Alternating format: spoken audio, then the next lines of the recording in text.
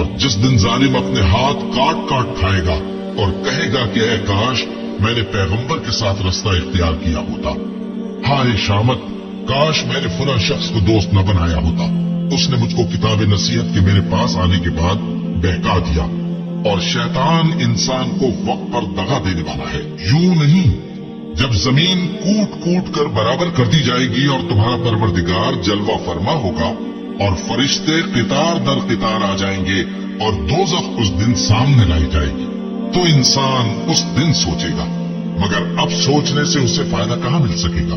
کہے گا کاش میں نے اپنی اس زندگی کے لیے کچھ آگے بھیجا ہوتا۔ تو اس دن نہ کوئی اللہ کے عذاب کی طرح کا عذاب دے گا اور نہ کوئی اس کے جکڑنے کی طرح جکڑے گا۔ جس دن ان کے چہرے آگ میں الٹ پلٹ کیے جائیں گے تو کہیں گے اے کاش ہم اللہ کی فرما برداری کرتے اور رسول صلی اللہ علیہ وآلہ وسلم کا حکم مانتے۔ اور جس کا نامہ اعمال اس کے بائیں ہاتھ میں دیا جائے گا تو وہ کہے گا اے کاش مجھ کو میرا اعمال نامہ نہ دیا جاتا اور مجھے معلوم نہ ہوتا کہ میرا حساب کیا ہے۔ اے کاش موت میرا کام تمام کر چکی ہوتی، آج میرا مال میرے کچھ بھی کام نہ آیا، مجھ سے میرا اقتدار جاتا رہا۔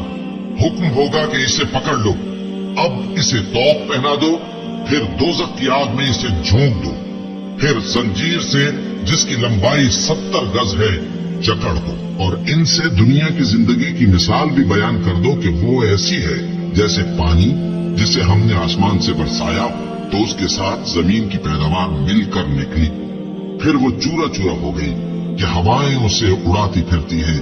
اور اللہ تو ہر چیز پر قدرت رکھتا ہے۔ پان اور بیٹے تو دنیا کی زندگی کی رونق و زینت ہیں، اور نیکیاں جو باقی رہنے والی ہیں وہ ثواب کے لحاظ سے تمہارے پروردگار کے ہاں بہت اچھی اور امید کے لحاظ سے بہت بہتر ہے۔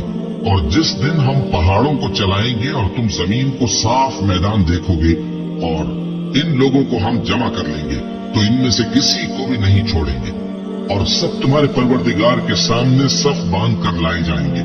تو ہم ان سے کہیں گے کہ جس طرح ہم نے تم کو پہلی بار پیدا کیا تھا اسی طرح آج تم ہمارے سامنے آئے، لیکن تم نے تو یہ خیال کر رکھا تھا کہ ہم نے تمہارے لیے قیامت کا کوئی وقت مقرر ہی نہیں کیا، اور اعمال کی کتاب کھول کر رکھی جائے گی تو تم گناہگاروں کو دیکھو گے کہ جو کچھ اس میں لکھا ہوگا اس سے ڈر رہے ہوں گے اور کہیں گے ہائے شامت یہ کیسی کتاب ہے کہ نہ چھوٹی بات کو چھوڑتی ہے نہ بڑی کو، کوئی بات بھی نہیں مگر اسے لکھ رکھا ہے، اور جو عمل کیے ہوں گے سب کو حاضر پائیں گے، اور تمہارا پروردگار کسی پر ظلم نہیں کرے گا۔ کاش تم ان کو اس وقت دیکھو جب یہ دوزخ کے کنارے کھڑے کیے جائیں گے اور کہیں گے کہ اے کاش ہم پھر دنیا میں لوٹا دیے جائیں تاکہ اپنے پروردگار کی آیتوں کی تکذیب نہ کریں اور مومن ہو جائیں۔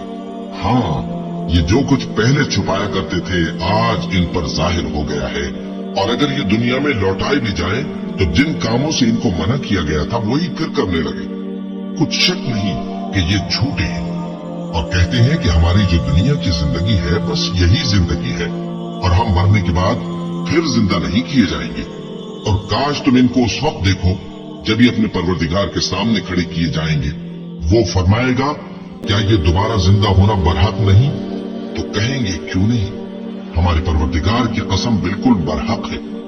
اللہ فرمائے گا اب کفر کے بدلے جو دنیا میں کرتے تھے عذاب کے مزے چکھو۔ جن لوگوں نے اللہ کے روبرو حاضر ہونے کو جھوٹ سمجھا وہ گھاٹے میں آ گئے، یہاں تک کہ جب ان پر قیامت ناگہاں آ موجود ہوگی تو بول اٹھیں گے کہ ہائے اس کوتاہی پر افسوس ہے جو ہم نے قیامت کے بارے میں کی، اور وہ اپنے اعمال کے بوجھ اپنی پیٹھوں پر اٹھائے ہوئے ہوں گے۔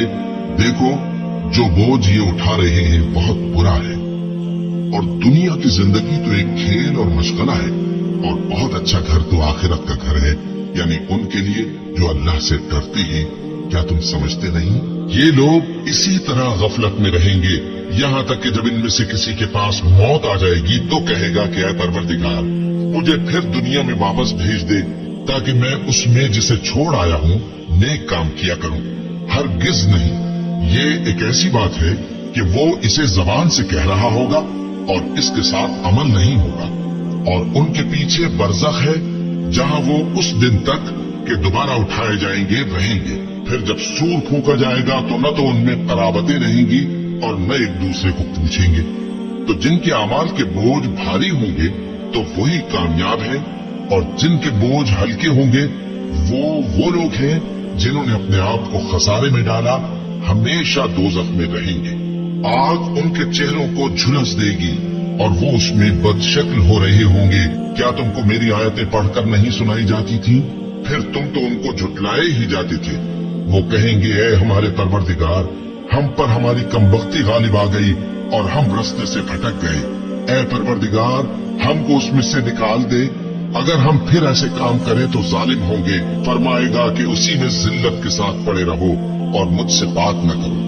मेरे बंदों में एक गिरोह था जो दुआ किया करता था कि ऐ हमारे परवरदिगार, हम ईमान लाए तो तू हमको बख्श दे और हम पर रहम फरमा, और तू सबसे बेहतर रहम करने वाला है।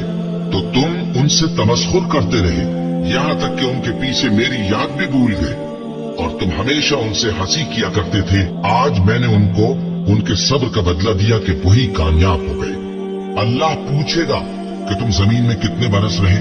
वो कहेंगे कि हम एक रोज या एक रोज से भी कम रहे थे। शुमार करने वालों से पूछ लीजिए। अल्लाह फरमाएगा कि वहां तुम बहुत ही कम रहे, काश तुम जानते होते। क्या तुम ये ख्याल करते हो कि हमने तुमको बेमकसद पैदा किया है और ये कि तुम हमारी तरफ लौट कर नहीं आओगे? तो अल्लाह जो सच्चा बादशाह है, उसकी शान इससे ऊंची है। उसके सिवा कोई माबूद नहीं, वही अर्श करीम का मालिक है। ऐ पैगंबर, मेरी तरफ से लोगों को कह दो कि ऐ मेरे बंदो, जिन्होंने अपनी जानों पर ज्यादती की है, अल्लाह की रहमत से नाउम्मीद न होना। अल्लाह तो सब गुनाहों को बख्श देता है। बेशक वही तो है बड़ा बख्शने वाला, बड़ा मेहरबान। और इससे पहले कि तुम पर अजाब आ वाक़ हो, अपने परवरदिगार की तरफ रुजू करो और उसके फर्माबरदार हो जाओ, वरना बाद में तुमको मदद नहीं मिलेगी।